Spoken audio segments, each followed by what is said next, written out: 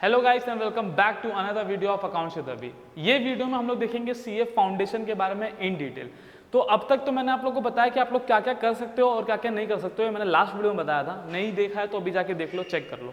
अगर आप लोग में से किसी को भी सीए करना है तो ये वीडियो देखना आपके लिए मस्ट है। देखिए, अगर आपका ग्रेजुएशन हो चुका है और ग्रेजुएशन में ऑलरेडी 50% एंड अबव है तो आप जा सकते हो with direct entry. Direct entry में क्या होता है कि आप डायरेक्ट एंट्री ले लो सीए इंटरमीडिएट में। ओके, तो सीए इंटरमीडिएट के में चले जाओगे तो आपको एंट्रेंस एग्जाम देने की जरूरत नहीं है। And what is your entrance exam? CA foundation. CA foundation CA का पहला स्टेप है। अगर आपने अभी अभी 12th का पेपर दिया है या अभी आप सोच रहे हो कि मैं सीए परस्यू करना चाहता हूं तो क्या करना पड़ेगा आपको? सबसे पहले जाके सीए फाउंडेशन में रजिस्ट्रेशन कर लो। अगर आपको दिसंबर 2023 का पेपर देना है तो आपको रजिस्ट्रेशन कब करना होगा? जून से पहले रजिस्ट्रेशन कर लेना। आपको जून से पहले ही रजिस्ट्रेशन कर लेना। वो रजिस्ट्रेशन करने के बाद में आपकी रजिस्ट्रेशन फीस कितनी होगी? 9,800 रुपीज़। जब आप 9,800 रुपीज़ भर दोगे तो आपको सीए फाउंडेशन में तो एंट्रेंस मिल जाएगा। फिर उसके पेपर 2 बार होते हैं साल में। कब कब? पहला होता है या तो मई में या तो जून में, और दूसरा कब आने वाला है? अभी दिसंबर का आने वाला है, या तो नवंबर में या तो दिसंबर में। तो आपको 6 मंथ तो बेटा चाहिए ही प्रिपरेशन के लिए। ओके, तो और उसका पेपर का मार्क्स कितना होता है? 400 मार्क का पेपर होता है। वो 4 सब्जेक्ट होते हैं, ईच सब्जेक्ट कंटेन्स 100 मार्क्स। तो जैसे accounts, business law, business economics और मैथ्स, ये 4 सब्जेक्ट्स हैं उसके अंदर। अब इस सब्जेक्ट के अंदर क्या क्या चीजें आती हैं वो भी बता देता हूं। देखो, मैं हमेशा क्यों कहता हूं कि किसी भी बच्चे को 12th स्टैंडर्ड के बाद में एक बार तो एंट्रेंस देना चाहिए, या तो सीए का, या तो सीएस का, या तो सीएमए का। रीजन बीइंग क्योंकि उसका ना बेटा पोर्शन बहुत ज्यादा रिजेंबल करता है आपके 11th और 12th से। जैसे अभी इसके अकाउंट्स में आ जाते हैं। देखिए, आपने 11th में करा था बीआरएस, करेक्ट है क्या?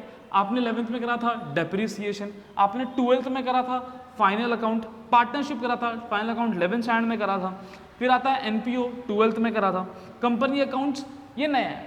तो कुछ 1-2 चीजें नहीं है बेटा, बाकी आपने ऑलरेडी 11th 12th में कर रखा है। और ये सिर्फ अकाउंट्स के लिए नहीं कह रहा हूँ, इकोनॉमिक के तो 5 चैप्टर ऐसे हैं जिसमें से 4 चैप्टर आपने ऑलरेडी पढ़ रखे हैं 12th स्टैंडर्ड में। तो अभी अकाउंट्स में आ जाता हूं, मैं एक एक करके बताता हूं। सबसे पहले 2 मॉड्यूल होता है अकाउंट्स का, इन विच जो फर्स्ट मॉड्यूल है उसके अंदर आता है theoretical framework. What is theoretical framework? Theoretical framework basically एक थियरी है जो आपको अकाउंट से इंट्रोड्यूस कराती है। अब तक आपने बुक कीपिंग पढ़ा है, अब आपको पढ़ाया जाता है कि अकाउंट्स क्या चीज है। आफ्टर दैट आता है accounting process. What is accounting process? इसके अंदर लेजर, जनरल, सब्सिडरी बुक्स, इस सब के बारे में बताया जाएगा। और ये भी आपने 11th स्टैंडर्ड में ऑलरेडी कर रखा है। तो you just need proper guidance. उसके लिए मैं वीडियोस डालूंगा सीए फाउंडेशन की पढ़ाई के लिए।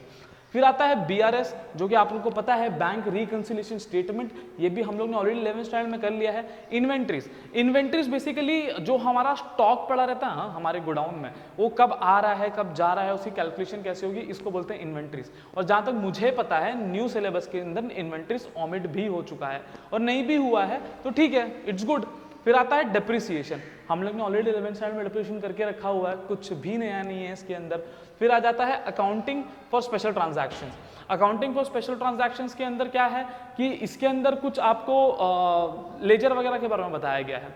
फिर उसके बाद में आता है सेकंड मॉड्यूल सेकंड में 4 ही चैप्टर्स हैं। ये बहुत इंपॉर्टेंट चैप्टर्स हैं, लेकिन बात मानो इसमें से 3 तुम ऑलरेडी करके बैठे हो। फाइनल अकाउंट करके बैठे हो, पार्टनरशिप करके बैठे हो, एनपीओ ऑलरेडी तुम लोग को आता है। बचा कंपनी अकाउंट्स। कंपनी अकाउंट्स के अंदर भी शेयर्स के बारे में बताया गया है कि इशू ऑफ शेयर्स क्या होता है। किसी ने अगर 12th स्टैंडर्ड बेटा प्रॉपरली पढ़ा ना, उसको पता है कि 12th स्टैंडर्ड में ये चैप्टर ऑलरेडी है, issue of shares and issue of debentures. Issue of debentures एक नया टॉपिक है, बट बहुत छोटा, बहुत आसान है। Issue of shares most easiest topic in all of this, and बहुत आसान, बहुत औसम सब्जेक्ट है, मैं आपको बता रहा हूँ। तो ये तो था अकाउंट्स का, ये अकाउंट्स इतना ईजी था। अब देख लेते हैं लॉ का।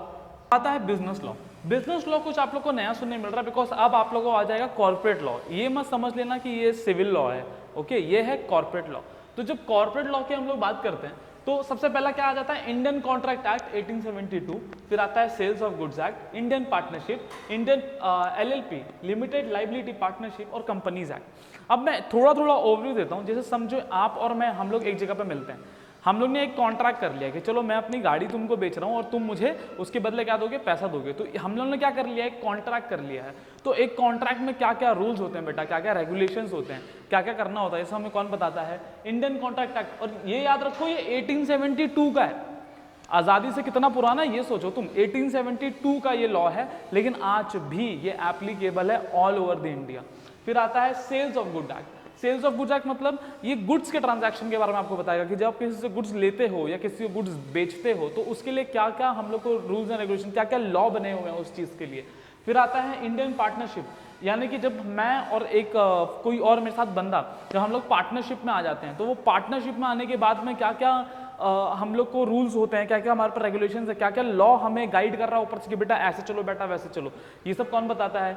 Indian partnership act. तो लॉ एक्चुअली है क्या कि लॉ हम लोग को खाली बताता है कि क्या क्या रूल्स रेगुलेशंस बने हुए हैं और आपको उसको फॉलो करना है। जैसे कि समझिए आप चले गए बाहर गाड़ी चलाने के लिए, हवलदार ने आपको पकड़ लिया, पहली बार गाड़ी चला रहे थे, हेलमेट नहीं पहना हुआ था, आपने बोला सर यार मुझे तो पता ही नहीं था कि हेलमेट पहन के गाड़ी चलाना होता है। लेकिन वो आपको क्या बोलेगा कि बेटा तुमको लॉ पता हो या लॉ ना पता हो, लेकिन मैं तो उसको फॉलो करूंगा और मैं तो उसके चार्जेस लूंगा, बिकॉज हम जब तुम इंडिया में पैदा हो गए ना तो मान लिया गया है कि इंडिया के सारे ही लॉ तुमको पहले से पता है। तो this is not an excuse कि तुम बोलोगे मुझे पता ही नहीं कि लॉ क्या है।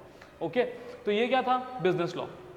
अब बिजनेस लॉ होने के बाद में देखो मैं सिर्फ अभी ओवरव्यू दे रहा हूँ, बहुत ज्यादा मुश्किल नहीं बेटा, 5 चैप्टर पढ़ना, और मान लो मेरी बात, मैं डालूंगा इसके वीडियोस, मजा आ जाएगा यार। बिजनेस लॉ इतना इंटरेस्टिंग सब्जेक्ट है, you guys will love it. फिर उसके बाद में आता है इकोनॉमिक्स। इकोनॉमिक्स में क्या आपने पहले से नहीं पढ़ रखा है, इसमें यूटिलिटी के बारे में दिया हुआ है, theory of demand and supply. Demand and supply 12th पूरा निकल गया वही पढ़ते पढ़ते। फिर आता है प्रोडक्शन और कॉस्ट, ये भी 12th में था। मार्केट, ओलिगोपोली मार्केट, फिर उसके बाद में मोनोपोली मार्केट, यही सब है। और लास्ट में आता है बिजनेस साइकिल। ये सब कुछ बेटा माइक्रो इकोनॉमिक्स है। माइक्रो और मैक्रो तुमने दोनों पढ़ रखा है 12th में, ये कहाँ से है? माइक्रो इकोनॉमिक्स में से ये 4 चैप्टर। एक चैप्टर बिजनेस साइकिल, इतना छोटा चैप्टर है, जोर से छींक दूंगा ना चैप्टर खत्म हो जाएगा, समझ में आया? इतना इतना आसान चैप्टर है। तो ये इतना ही था बिजनेस इकोनॉमिक्स। अब आ जाता है मैथ्स, सबसे डरावना। क्या? मैथ्स। सब बच्चे डरते हैं मैथ्स से। देखो मैथ्स 3 पार्ट में डिवाइडेड है। पहला खुद मैथ्स, फिर आता है लॉजिकल रीजनिंग, फिर आता है स्टैटिस्टिक। जो लॉजिकल रीजनिंग है ये आता है फॉर 20 मार्क्स, ओके। स्टैटिस्टिक्स आता है 40 मार्क्स के लिए, और तुमको 100 में से पास होने के लिए कितना चाहिए? 50 मार्क्स। यानी कि सिर्फ ये दोनों भी प्रिपेयर करके गए ना तुम, तो तुमको यहाँ तक तो पहुँचने की जरूरत ही नहीं है। लेकिन उसमें मैं तुमको बता देता हूँ क्या क्या आ रहा है। Proportion, ratio and proportion done already. Equations आते हैं यार, इक्वेशंस सबसे इजी। एक बहुत इंटरेस्टिंग ये चैप्टर है टाइम वैल्यू ऑफ मनी, और तुम मानोगे नहीं इसका वेटेज इतना ज़्यादा है सीए फाउंडेशन में कि ये कभी कभार 12 से लेके 16 मार्क्स का आ जाता है। मतलब पूरा मैथ्स कितने मार्क्स का है? 40, आउट ऑफ विच 12 से 16 मार्क का, कभी कभार तो 15 मार्क का सिर्फ और सिर्फ टाइम वैल्यू ऑफ मनी आ जाता है। एंड बहुत इजी चैप्टर है, इसके अंदर आपको कंपाउंड इंटरेस्ट, सिंपल इंटरेस्ट, ये सब पढ़ने मिलेगा यार। अब ये किसको नहीं आता आज के ज़माने में। फिर आता है परम्यूटेशन एंड कॉम्बिनेशन, फिर आता है सीक्वेंस एंड सीरीज, फिर आता है सेट्स, फंक्शन एंड रिलेशन। अब ये डरना मत, ये डिफरेंशियल्स एंड इंटीग्रेशन देख के ये हार्डली 4 मार्क का आता है, पूछता भी नहीं कोई इसको, ऑप्शन में भी छोड़ के जाओगे तो भी चलेगा। फिर आ जाता है लॉजिकल रीजनिंग। देखो लॉजिकल रीजनिंग में तुमको पता है, तुम अपने रिश्तेदार ढूंढते हो, मिसिंग वर्ड्स को ढूंढते हो। 20 मार्क के लिए लॉजिकल रीजनिंग मतलब तुम्हारे झोली में मार्क्स डाल के जा रहा है सीए फाउंडेशन, समझ में आया? फिर आता है 40 मार्क का स्टैटिस्टिक्स, जिसके अंदर स्टैटिस्टिक्स का स्टार्टिंग का 3 चैप्टर थियरी है, कंप्लीट थियरी, और स्टार्टिंग का 3 चैप्टर इतना वेटेज रखता है ना बेटा कि कम से कम 15 मार्क्स का आता है। तो तुम सोचो कितना इजी है सीए फाउंडेशन, इसको पास करना कितना इजी है। बस ढंग की जगह से लेक्चर्स देख लो, सब कुछ हो जाएगा। और मैं आप लोगों के लिए लेक्चर डालने के लिए रेडी हूँ, मैं आप लोगों के लिए लेक्चर डाल रहा हूँ सीए फाउंडेशन। जस्ट आपका रिस्पॉन्स अच्छा होगा मैं डाल दूंगा लेक्चर। फिर आ जाता है प्रोबेबिलिटी, ऑलरेडी पढ़ रखा है, theoretical distribution, correlation relation, index number. मानोगे नहीं, इससे इजी पोर्शन और कुछ नहीं हो सकता। मैथ से तक डरने की जरूरत नहीं है आप लोग को। मैंने अभी पूरा पोर्शन क्यों आप लोग को बताया है सीए फाउंडेशन का, ताकि आपको ये समझ में आए कि जितना साउंड हो रहा है ना उतना डिफिकल्ट नहीं है। और देखो यार थोड़ा डिफिकल्ट तो है, at the end of the day professional course है, कोई चिन्नी मुन्नी सा बच्चा तो सॉल्व करके जाएगा नहीं। एक इंटेलिजेंट पर्सन, चार्टर्ड अकाउंटेंट मतलब एक सेंस ऑफ रिस्पॉन्सिबिलिटी है, वो ऐसे किसी के भी हाथों में नहीं आ जाता है। थोड़ा डिफिकल्ट तो है, लेकिन इसका एंट्रेंस इतना टफ भी नहीं है कि तुम इसको दो ही ना। तो अगर तुम अभी भी 12th में हो या सोच रहे हो देने के लिए, या फिर तुम्हारा 12th हो चुका है, अभी भी 12th का पेपर दिया, या फर्स्ट ईयर सेकेंड ईयर में बैठे हुए हो, तो दे दो इसको। समझ में आया? मैं सच कह रहा हूँ, दे दो इसको, मजा आ जाएगा तुम लोग को भी सॉल्व करने के लिए, और लाइफ में बहुत ज़्यादा एडिशन ऐड करेगा ये तुम्हारे।